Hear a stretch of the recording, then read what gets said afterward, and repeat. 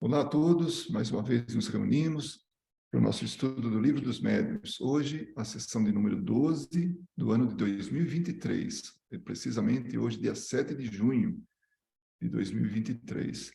E nós estamos no capítulo 25, que trata das evocações. Estamos tratando agora das perguntas sobre as evocações. Então, vamos lá. As perguntas sobre evocações, é o item de número 285. Kardec faz uma série de perguntas para os espíritos sobre as evocações. Evocações são as convocações, entre aspas, né, de espíritos. E aí, a de número 5, né, que nós já entramos nas quatro primeiras, e agora a de número 5. Como os espíritos dispersos no espaço ou em diversos mundos podem ouvir as evocações que lhes são dirigidas de todos os pontos do universo? Os espíritos falam, frequentemente são prevenidos pelos espíritos familiares que vos cercam e que vão procurá-los. Então, isso já dá uma ideia de antecedência, ou seja, já avisaram, olha, vão entrar em contato. E aí, eles, uma vez que seja possível, eles se aproximam do evocador, né?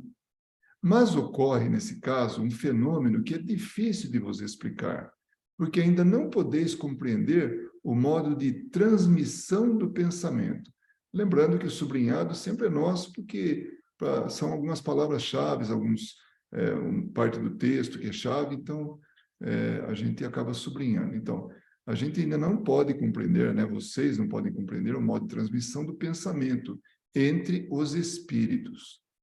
O que posso dizer é que o espírito evocado, por mais distante que esteja, recebe, por assim dizer, o impulso do pensamento como uma espécie de choque elétrico que chama a sua atenção para o lado de aonde vem o pensamento, a ele endereçado. Podemos dizer que ele entende o pensamento como na terra entendeis a vós. Pensando sobre essa resposta, a gente pode aproveitar e usar da nossa experiência aqui na Terra, que é o meio de comunicação, a evolução que se deu no meio de comunicação. Nós estamos aqui, que é um exemplo. Vocês que estão aqui ao vivo, tem gente de várias partes, alguns dos Estados Unidos, alguns do Brasil, alguns daqui da própria cidade de Las Vegas. Então, essa barreira da comunicação, ela foi quebrada. E isso utilizando meios para isso, meios de comunicação, que é a internet, no caso, e mais os recursos dentro da internet que a gente pode se utilizar dela. Então, pensando sobre isso, a gente pode seguramente chegar à conclusão de que hoje, que nós não temos ainda a habilidade, não estamos aptos ainda, né?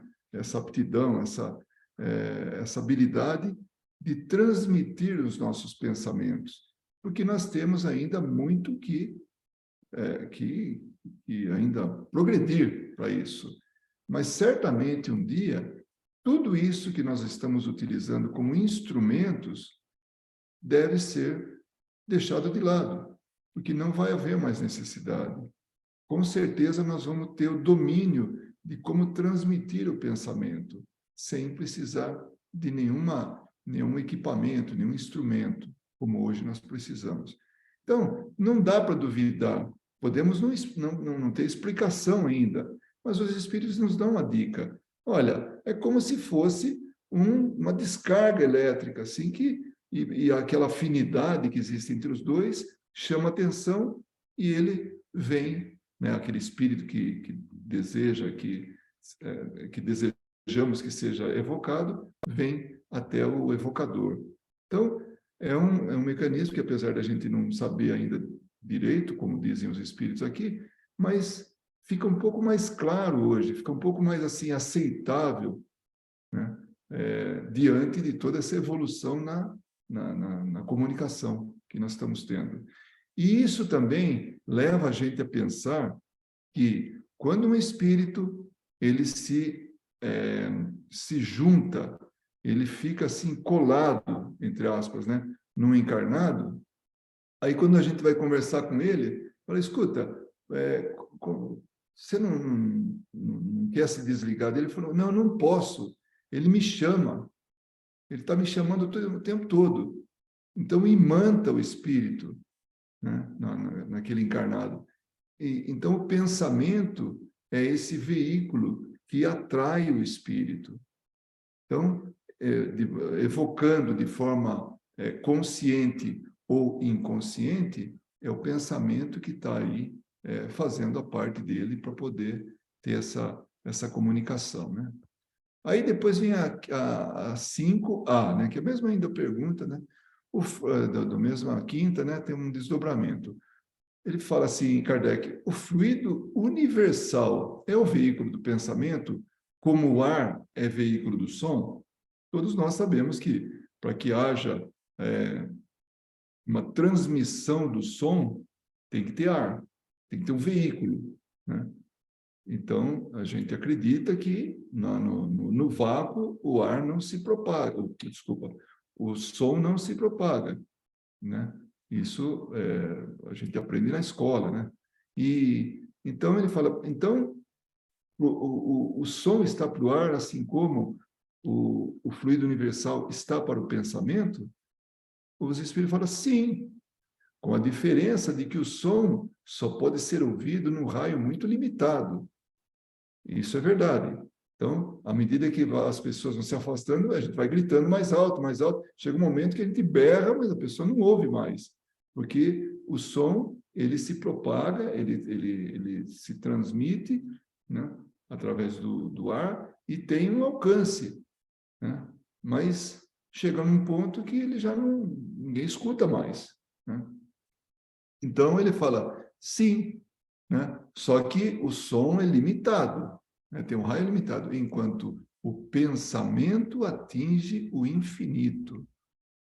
Aí já, puxa, aí já muda tudo de figura, né? A gente percebe que o pensamento tem um poder muito superior comparado com o som, em termos de transmissão.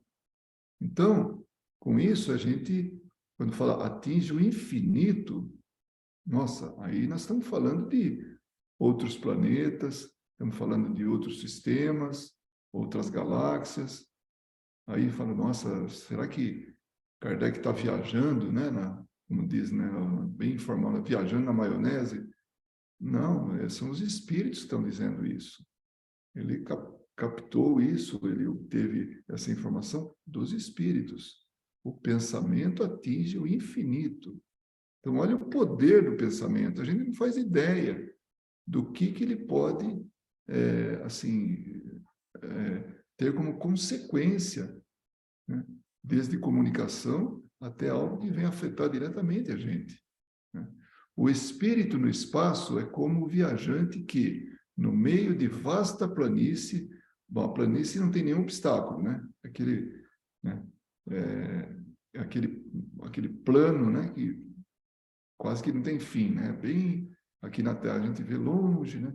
Então é quase que no meio dessa planície, uma pessoa ouvindo subitamente o seu nome se dirige para o lado onde o chamam, né?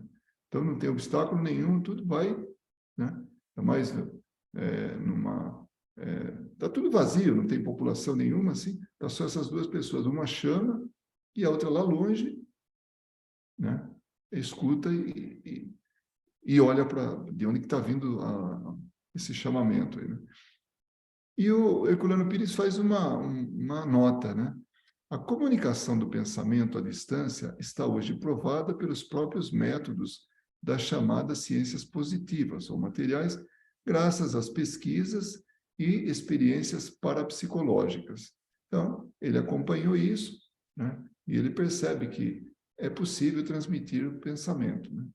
Bastou um século de progresso científico para que este problema se tornasse mais acessível à compreensão dos homens.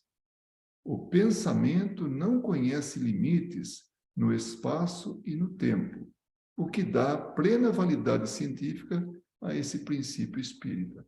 Ou seja, a ciência vai e valida isso que os espíritos estão falando, né? Que o pensamento não tem limites no espaço e no tempo. Bom, no espaço eu consigo entender, no tempo eu já tenho que usar mais a minha criatividade para poder entender, porque foge a minha lógica, que tem tempo passado, tem tempo presente, tem tempo futuro. Mas o tempo é aquele negócio que a gente, ele é relativo ao plano material, ao plano espiritual, ou fora do plano da matéria, aí é outro conceito, né? Mas vamos seguir adiante aqui com nossas questões. A de número 6, Kardec pergunta: sabemos que as distâncias nada são para os espíritos, mas nos admiramos de ver que respondem às vezes tão prontamente, tão rapidamente ao chamado, como se estivessem bem próximos, ao lado do evocador, né? Aí os espíritos falam, realmente, às vezes estão do lado do evocador, estão aí bem próximo. Se a evocação foi premeditada, que é aquilo que nós falamos, quando tratávamos da questão 5, não a 5A, 5, né? Que vai e já se faz um aviso, né? De forma premeditada. Vai e fala, olha, alguém vai te convocar, né? Vai evocar a você. Aí ele já sabe, né? E já se aproxima. O espírito recebeu o aviso com antecedência e frequentemente se encontra no lugar antes que o chamem. Então, por isso que ele fala, é que às vezes realmente estão bem próximos. Por isso, né? Conforme as circunstâncias, essa é de número 7, né? Conforme as circunstâncias, o pensamento do evocador será ouvido com maior ou menor facilidade. Claro, sem dúvida. O espírito chamado com pensamento de simpatia e benevolência é mais vivamente tocado. Claro, pensando num espírito que já tem alguma elevação moral. Então, se há esse componente de simpatia, benevolência, então o espírito é mais assim propenso a ser para atender, né? É como se reconhecesse uma voz amiga. Sem isso, acontece muitas vezes que a evocação não avança. Então, se não tem uma simpatia, né, um senso de benevolência, um sentimento de benevolência, então, uma atitude, né, na verdade, então a evocação não acontece, né? O pensamento desferido pelo evocador, assim, acionado pelo evocador, toca o espírito, mas se é mal dirigido, se perde no vácuo. Então, mal dirigido, o que é? Se não tem essa benevolência e nem simpatia. Isso acontece também com os homens. Se quem os chama não interessa ou lhes é antipático, eles podem ouvir, mas finge que não ouviu, né? Na maioria das vezes, não o atendem. Então, é como nós não necessariamente nós atendemos, né, atendemos todos os chamados. Cabe a gente aceitar ou não, né? A de número 8. O espírito evocado se manifesta voluntariamente ou é constrangido a isso? Então, e aí, ele vem à força? Ele atende de modo forçoso, né? Ou vem porque ele quer, né? Aí a resposta dos espíritos é: ele obedece à vontade de Deus, o que quer dizer obedece à lei geral que rege o universo. Bom, existe, como nós vamos ver aqui, o livre-arbítrio. E os espíritos, eles podem atender alguma coisa, algum chamado, podem falar alguma coisa, revelar alguma coisa, mas eles estão sujeitos à responsabilidade, à consequência daquilo. Essas são as leis. Essa é a lei geral que rege o universo. Então, dentro das leis que regem o universo, está essa. Eles não podem falar tudo o que querem. Então, muitas vezes nós já presenciamos exemplos do espírito não divulgar alguma coisa. Eu lembro muito bem quando um amigo espiritual foi questionado por um colega, assim, um trabalhador, né? Até eu achei estranho o tipo de pergunta, porque a gente não faz esse tipo de pergunta, que é como a gente vai ver aqui, finalidade útil da pergunta, da evocação, né? E ele falou assim, poxa, eu estou vendo aí tudo tão ruim, está tudo desse jeito, tá, quando é que vai melhorar? O espírito falou assim, desculpa, mas eu não tenho uma bola de cristal, né? Então ele foi, talvez, honesto de falar que ele não sabia, ou se ele soubesse, ele preferiu sair assim na tangente para não falar o que ele sabia, né? Então, porque ele está subordinado a essas leis e ele não pode tomar por responsabilidade ficar falando, né? Isso aqui no nosso meio, que a gente adora uma fofoca, adora falar isso, aquilo e tal, então a gente fala, até assim, de maneira assim, inconsequente. Ah, não, mas era só um comentário, né? É uma maneira de dourar a pílula, mas continua sendo falar o que não devia, né? Então, os espíritos obedecem à vontade de Deus, como ele diz aqui, né? Não obstante, constrangido não é o termo certo. Quer dizer, obrigado não é bem o termo, né? Porque ele julga se é conveniente atender e ainda mais, e ainda nisso, dispõe do livre-arbítrio. Então, é ele que vai dizer se quer ou não atender, né? O espírito superior atende sempre que o chamam, com uma finalidade útil. Então, se é útil, ele atende, ele vem. Se tem uma reunião que ela assim, voltada para o bem, para ter assim algo útil, né, que tem um bom resultado, né, positivo, útil, então eles vêm, né? Só se recusa a responder a reuniões de pessoas pouco sérias e que tratam disso por divertimento. E é interessante que aqui, à medida que a gente vai estudando, com certeza algum já deve ter pensado, puxa, então, na época das mesas girantes, não eram espíritos superiores que faziam as mesas girar. E realmente não eram. Soltaram, liberaram geral lá para os espíritos brincalhões de fazer as brincadeiras, de aproveitar, porque eram eles que tinham, aqueles que tinham esse conhecimento, faziam as mesas se movimentarem. Então, não eram espíritos superiores que faziam isso. Talvez num momento e outro, por exemplo, quando Kardec estava, quando ele estava redigindo lá uma das obras dele, e aí ele escutou batidas, e ele procurou, tal, não achou lugar nenhum. E as batidas insistiam cada vez que ele trabalhava numa determinada parte do livro dele, né, do livro da codificação. E aí, numa reunião, se manifesta o espírito que atendia ele nesse trabalho tão importante, né?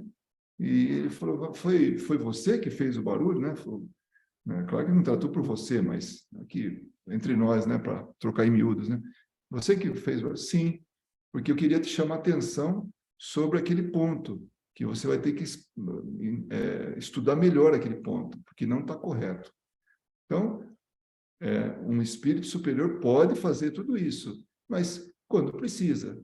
Agora, na época das mesas girantes, naquele evento que era para chamar atenção, né, e era num processo passo a passo, né, porque se viesse a psicofonia ou a psicografia antes das manifestações, ninguém ia acreditar. Ah, tudo da cabeça do médium, isso aí. Acho que nem chamariam de médium, né? Então, tudo no seu tempo. Mas, voltando aqui à nossa questão, os espíritos, eles atendem a uma lei. E eles não podem ficar burlando essa lei. Não tem como, sem que haja consequência para ele. Claro, estamos falando de espíritos esclarecidos. E espírito ainda ignorante, inferior, ele fala o que quer e mente, faz o que ele quiser fazer lá, sem se preocupar com a consequência. A consequência vem depois. mas até então, a ignorância de tudo isso não deixa ele agir à vontade, né? A questão número 9. O espírito evocado pode negar-se a atender? Né? Perfeitamente. Onde estaria sem isso o seu livre-arbítrio? Aí, antes que alguém fale, né, e nós vamos até entrar nisso aí, que pergunte assim, mas peraí, numa reunião de desobsessão são trazidos espíritos, né, e vêm contra a sua vontade. Então, naquele momento que o Kardec fazia essas questões, tudo, e tinha algum tipo de... As reuniões mediúnicas eram diferentes, né? Depois foram evoluindo, foram também agregando outros passos. Então, num trabalho de desobsessão, são trazidos espíritos contra a vontade deles, porque já está interferindo na liberdade de alguém, está passando do ponto. Até um ponto, a pessoa pode, sim, receber toda a carga, né, da pressão espiritual, mas ninguém ultrapassa o limite, sofre mais do que deva sofrer. Então, nesse ponto, assim, é cerceado essa liberdade do espírito e ele é trazido mesmo contra a vontade dele, tá? Mas onde é que está o livre-arbítrio? Aliás, em muitos espíritos falam isso aí. Onde está meu livre-arbítrio? Exatamente está aí. Você está, com o seu livre-arbítrio, está fazendo passar do limite, né? Então, da consequência, né? Para com esse espírito, para com esse encarnado, ou até mesmo espírito, mas normalmente encarnado. Então, seguindo aqui, né? Ele pode se negar? Perfeitamente. Onde estaria sem isso o seu livre-arbítrio? Achais que todos os seres do universo estão às vossas ordens? Né? Aí é o lado assim do... E aí?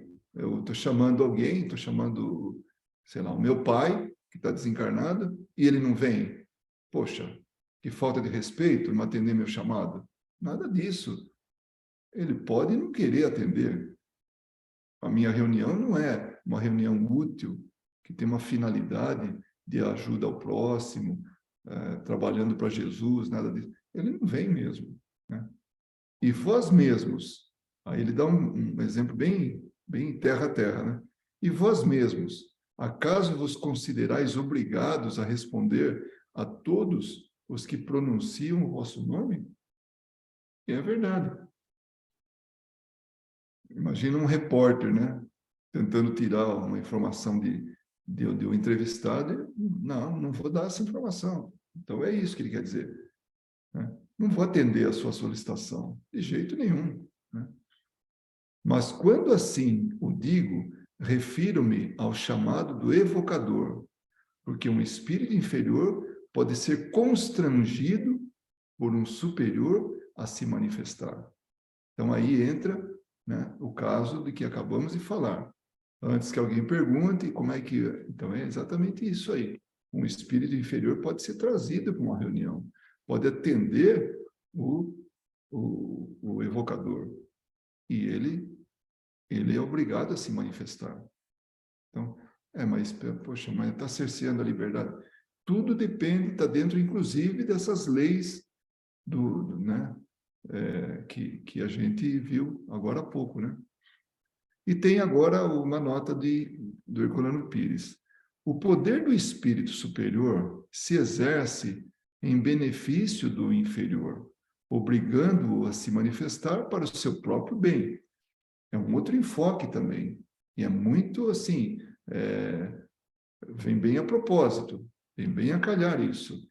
Porque numa reunião de desobsessão, né, como a gente falou, por exemplo, né, que não precisa nem ser dessa, o espírito, ele tem uma oportunidade de abrir seus olhos, porque numa reunião dessa, uma reunião séria, bem conduzida, a ideia é alertar o espírito, esclarecer o espírito, esse espírito inferior, do que ele está fazendo, só está trazendo mal para ele. Então, é algo que vem em direção, né, e vem em benefício desse espírito inferior moralmente falando, né? Quanto mais elevado o espírito, maior a sua liberdade. Né? Desculpa, pulei aqui. O livre-arbítrio é condicionado pela evolução. Então, nesse caso, é isso. Né?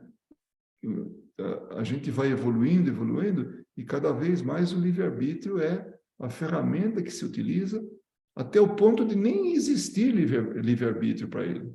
Imagine Jesus estar em dúvida ou tomar uma decisão entre fazer o bem e o mal. Não existe, para ele não existe mais livre-arbítrio. É uma conquista do espírito que eleva ele para um outro patamar, né?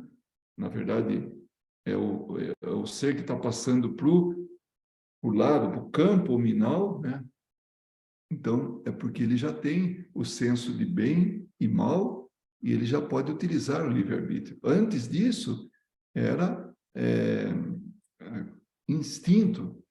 E o instinto não avalia o bem e o mal, é tudo pensando nele, né? Naquele que ainda está no reino animal, né? Que ele protege a ele. As decisões são tomadas tudo para preservar ele. E não são decisões, são reflexos, né? Aí, quando ele começa, de maneira contínua, perceber o bem e o mal, aí ele já é agraciado, né? Porque ele conquistou, né? A posição de espírito, porque ele já pode ter o livre-arbítrio como sendo a ferramenta de evolução para ele. E isso, ao longo da vida dele, durante um tempo, mas depois ele está tão assim evoluído, que ele já não toma decisão má, né? O livre-arbítrio dele é só o bem, é só fazer o bem. As atitudes dele todas são voltadas para o bem. Então, livre-arbítrio é condicionado pela evolução. Quanto mais elevado o espírito, maior a sua liberdade. É o mesmo que vemos na Terra. Os criminosos estão sujeitos a restrições da liberdade que não devem atingir os homens de bem. Então, os homens de bem se preservam, as leis e tudo mais, né? Mantendo encarcerado um criminoso. Então, a liberdade dele foi cerceada, né? Nas sessões de desobsessão, os espíritos inferiores são frequentemente obrigados a se manifestarem para o seu próprio bem e em favor de suas vítimas, né? Vítimas é aquilo, é relativo, né? Porque para ser vítima tem que ter aprontado com esse espírito para desenvolver nele esse sentimento de vingança. Mas é assim que a gente tá vendo aqui, né?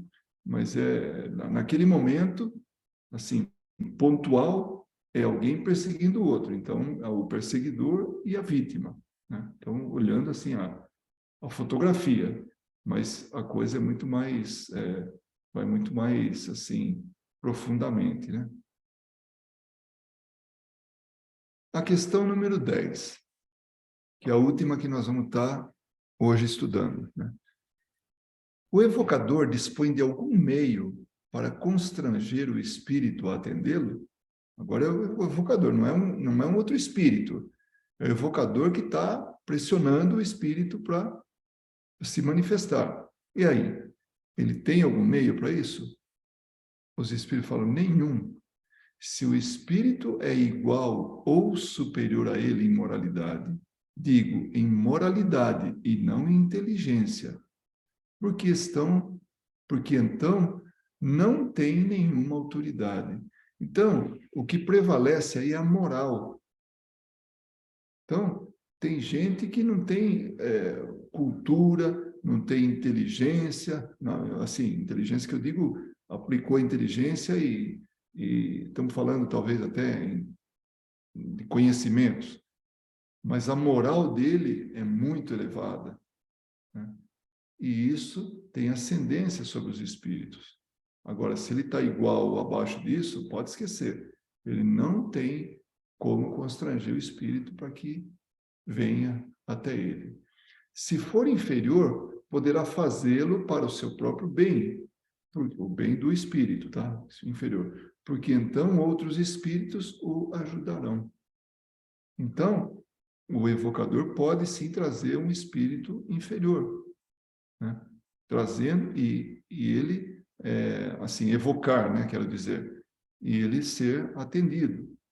Então, é a forma que ele tem de trazer esse espírito para uma comunicação, para conversar com ele. Por quê? Porque vai ter, um resultado bom para esse espírito. E voltando, só para dar mais um reforço, os trabalhos de desobsessão, em algum momento, o espírito sai de lá, sai desse trabalho, assim, contido. Mas a maioria das vezes, o espírito sai de lá esclarecido, sai desse trabalho, ou pelo menos mais esclarecido, para que ele dê um tempo e pense a respeito. Então, já é um passo. Então, o trabalho de desobsessão é um esclarecimento. Talvez a gente tivesse... É que não tem um outro nome, desde que foi, que foi colocado, né? Apresentado para a gente, na doutrina espírita, a gente tem usado até hoje. Mas, no fim das contas, são espíritos que estão, em fase de crescimento espiritual, ainda que bastante atrasados. São nossos irmãos, fazem parte do mesmo grupo de espíritos a qual nós pertencemos. Porque se a gente fosse superior, certamente que a gente não estava nesse planeta, né? Então, é isso. Só para reforçar, o trabalho de desobsessão, ele traz luzes para o espírito. Essa é a função, esse é o trabalho. Alguns, muito arruaceiros, assim, indisciplinados, esses não têm jeito. Alguns não têm jeito mesmo. Então, eles saem contidos, ou até saem do mesmo jeito que entraram, né? E pronto. E vão continuar fazendo o que estão fazendo, né? E é claro que sempre tem a intercessão de espíritos amigos que vão proteger aqueles que estão sendo vítimas, entre aspas, né, desse obsessor. Aí Kardec fala assim, dá uma olhada na questão 270. Nós estamos na 200, né, na questão, desculpe, no item 270. Nós estamos na 282. Olha lá em cima, pergunta sobre as evocações. Então, é passado já. Eu tirei só aquilo que valia, assim, que encaixava melhor aqui no nosso no estudo, assim, né? Porque é muito longo e nós já vimos isso, tá? Aliás, isso já teve, eu me lembro de ter já repetido, né? Isso por solicitação da pergunta. Veja lá a número 270, e a gente veio nela. Então, quando se quer comunicar com um espírito determinado, aquele espírito, não com qualquer um, aquele espírito, é absolutamente necessário evocá-lo. Sem evocação não tem jeito. E continua a frase, continua, né, a resposta, o esclarecimento, e depois no meio está, veja a de número 203, então um pouco mais para trás, a 203. O desejo de todo aspirante a médium é naturalmente poder conversar com o espírito de pessoas queridas, mas essa impaciência deve ser moderada, porque a comunicação com determinado espírito apresenta quase sempre dificuldades materiais que a tornam impossíveis para o iniciante. Então, está lá um grupo iniciante, ou mesmo médiums, que aspirante, né, que vai ainda se desenvolvendo, aí, educando a mediunidade, ele quer, no final das contas, conversar com pessoas, entes queridos, que já foram para o plano espiritual, e ele quer conversar, quer ter notícias desses entes. Aí, calma lá, não vamos ainda colocar o carro na frente dos bois. Essa impaciência tem que ser moderada, porque tem dificuldades materiais. O que representa isso? Porque o próprio médium tem dificuldade, né? E mais para frente ele vai explicar uma das dificuldades, talvez a maior delas. Para que um espírito possa comunicar-se, é necessário haver entre ele, né, o espírito, e o médium relações fluídicas que nem sempre se estabelecem de maneira instantânea. No desenvolvimento mediúnico, na educação mediúnica, desenvolvimento até não é nem apropriado. Mas vamos falar educação mediúnica, né? A educação mediúnica, ela precisa de um tempo para que o médium vai se afinizando com determinado, fluidicamente, assim, relação fluídica, né? Propriamente dita, com os espíritos. Então, tem que haver essa sintonia, tem que haver, assim, essa harmonia entre os dois. Depois, com o tempo, o médium fica bastante flexível e recebe tipos diferentes de espíritos, desde mais elevados até menos elevados, ou até o contrário, né? Desde os sofredores mesmo, até espíritos superiores, considerado o próprio médium. Então, acima do médium, em termos de evolução, né? Evolução moral. Então, tem que haver esse acostumar de fluidos. Então, não é instantâneo, não dá para se, de repente, eu estou aqui à disposição, o evocador chama, então, mas não deu química, né? Se dá para a gente falar assim, né? Não houve assim, esse entrosamento. Né? Somente na proporção em que a mediunidade se desenvolve, o médium vai adquirindo a aptidão necessária para entrar em relação com o primeiro espírito comunicante. Então, são passos, é um processo que vai liberando, vai acondicionando, condicionando o médium para que ele possa dar as comunicações. Então, é passo a passo. Aí, finalizando essa 203, também uns excertos aí da resposta, né, ou das informações de Kardec, não é a resposta dos espíritos, né, mas sim do estudo, né, de Kardec que ele apresentou. Pode ser, portanto, que o espírito desejado não esteja em condições propícias, apesar de se encontrar presente. Olha só, o espírito está ali na reunião, mas não consegue se comunicar, porque não tem condições para isso. Como pode ser ainda que ele não tenha possibilidade nem permissão de atender ao apelo, presente ou não. Não, ele está aqui, ele não pode. Sei lá, o espírito está desequilibrado. Não, o espírito não tem essa permissão, porque ele está num estado emocional que não só vai dar problema na reunião. Então, não dá. A evocação deve ser feita sempre em nome de Deus. Então, é uma evocação, tem que ter sempre a utilidade. Por isso, uma reunião séria. Por isso que dá resultado. Né? E tem um controle, uma harmonia. E aí, evocações atendidas. Talvez alguém possa perguntar, mas então, nas reuniões, vocês evocam os parentes, os amigos? Não evocamos. Né? Pelo menos não é comum nas reuniões que desde que a gente tem frequentado, né, tudo, não faz isso. A gente se coloca à disposição do plano espiritual superior para atender às necessidades dos espíritos, às necessidades dos encarnados. Então, tem uma tarefa assim, de uma finalidade útil. Não é uma brincadeira, não temos que fazer, vamos lá, vamos reunir, vamos começar a chamar. Chama fulano, chama ciclano. Não existe isso, assim, como costume da gente.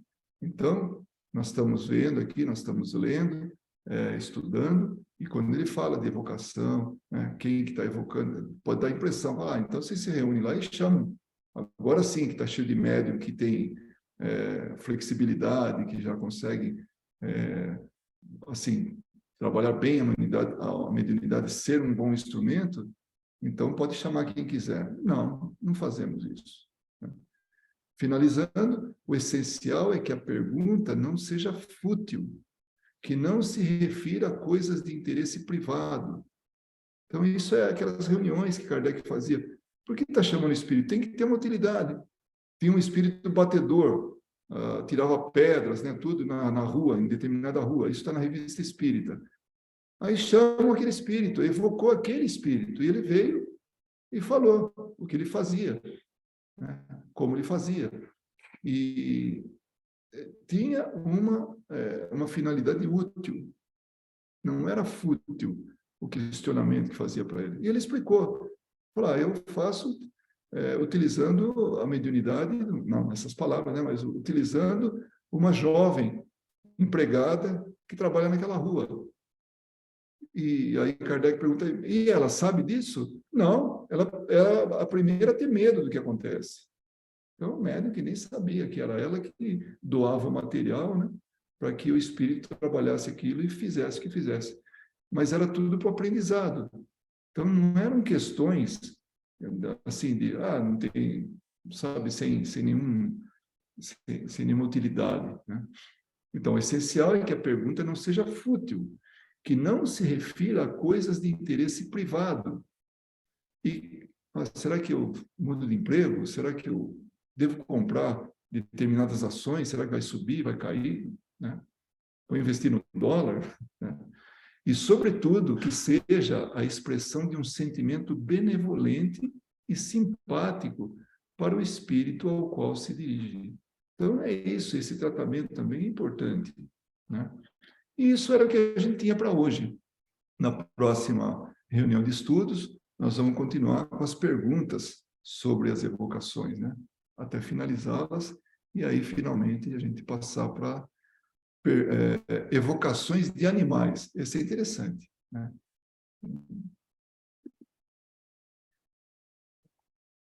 Oi, Suelen.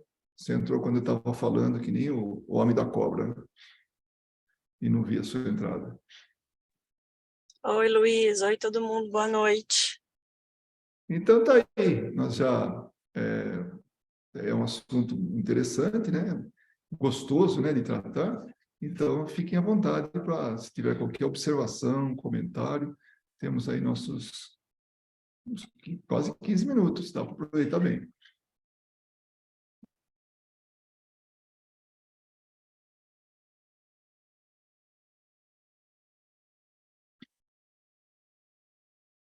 Aquele silêncio, né, que antecede as perguntas bem colocadas, né, as observações. Então, Oi, Luiz.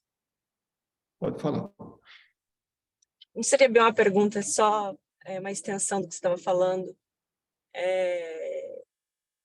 Como é importante compreender sobre as questões das evocações e quais as finalidades, né? Que devemos ter uma finalidade útil, não inútil, como você muito bem colocou, para as evocações quando necessárias, né? E isso caracteriza um trabalho de pessoas que já têm o conhecimento do que estão fazendo e, enfim, né? Eu acho que não tem muito o que falar, foi muito bem explicado, com utilidades úteis. Mas claro que o que eu queria colocar, né, abrir um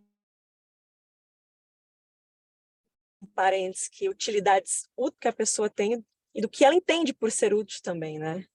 Então, é importante, né, além do estudar, né, essa questão da nossa melhora também, para saber aquilo que,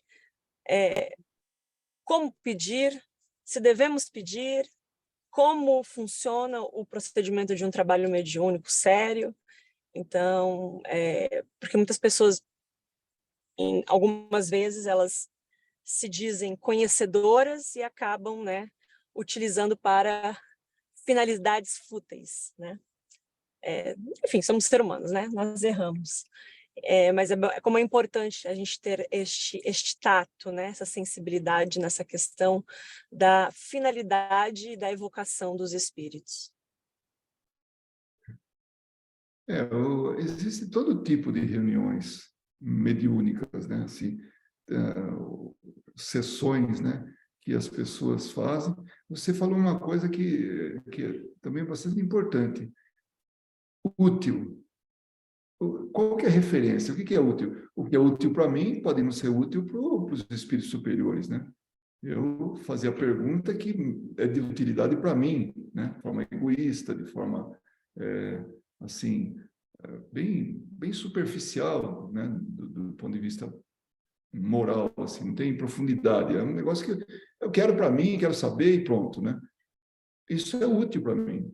Então, é relativo esse útil, realmente.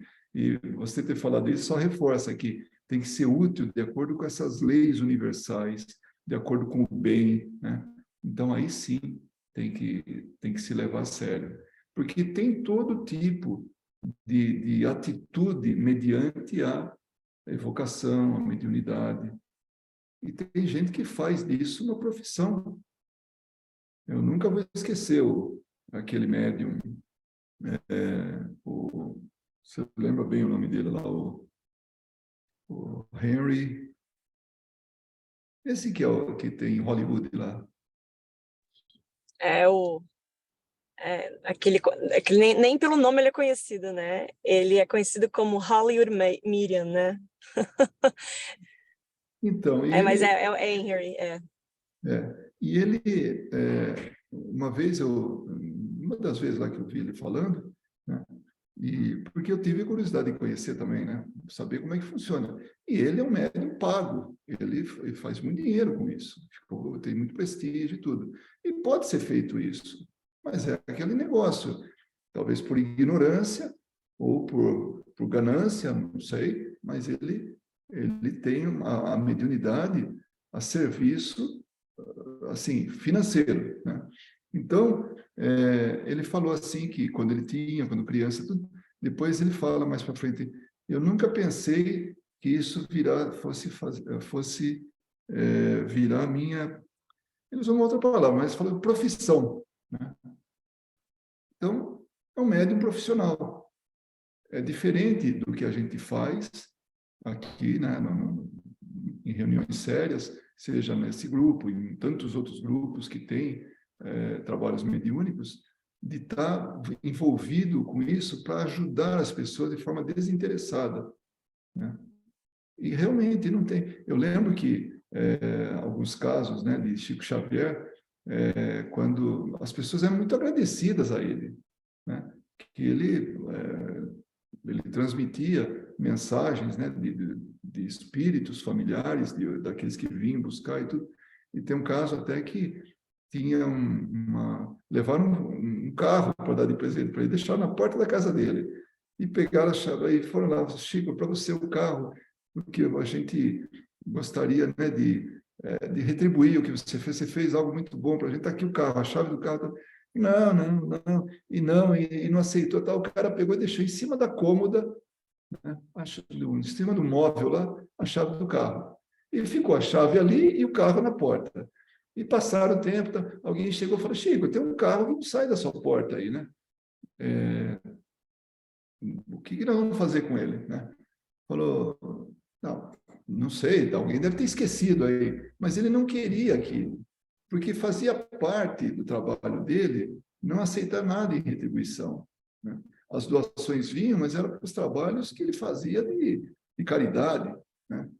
Então ficou lá, até que alguém falou, tá, eu vou dar um jeito lá, alguém pegou a chave e sumiu com o carro, certamente vendeu para reverter em dinheiro, porque fosse lá para ajuda de caridade, mas ele não aceitava nada. Então, esse é um médium que não tem nenhuma, sabe, faz a coisa pelo bem, né? E não. Então, a mediunidade, ela é para isso. Imagine esse médium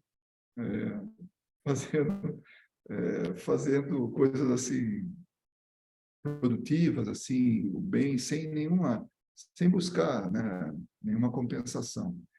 Eu estou rindo porque aconteceu uma coisa uma vez, a gente foi na casa de uma pessoa levar um consolo, tal, porque tinha desencarnado o marido dela, né?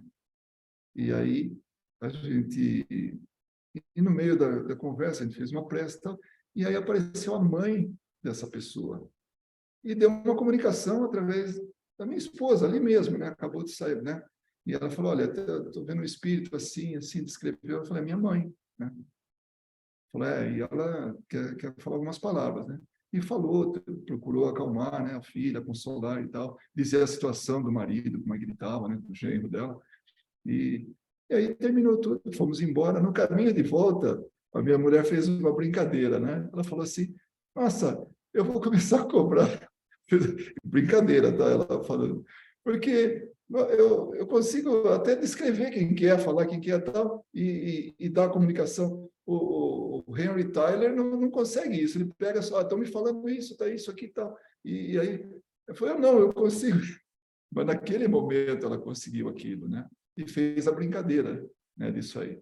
Mas seguramente que ela jamais faria isso, cobrar né, por qualquer comunicação e tudo, né? E nunca. Eu lembro de uma vez que uma pessoa falou: olha, eu vejo que meu gato está olhando só para um lugar aqui. Eu acho que tem um espírito. Você não pode vir aqui para ver se tem algum espírito mesmo? Ela simplesmente se recusou e falou: olha, não é assim que as coisas funcionam, né? Senão vira, não tinha uma finalidade útil só para ver isso aí. Começa a frequentar um centro, começa a fazer prece por aquele espírito que eventualmente está ali, né? Que ela queria que fosse alguém da família dela, né? Inclusive. Mas é isso. Essa é a... Acabei recheando aí com uns eventos aí.